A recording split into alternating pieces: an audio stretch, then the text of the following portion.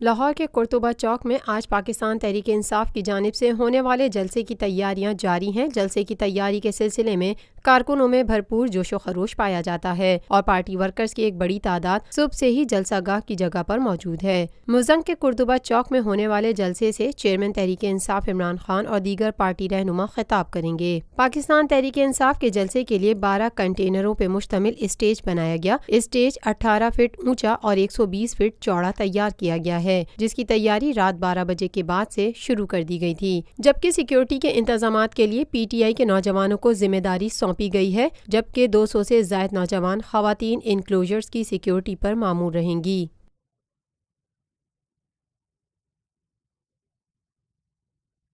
Lotus Lake Towers, a groundbreaking endeavor by Lotus Properties.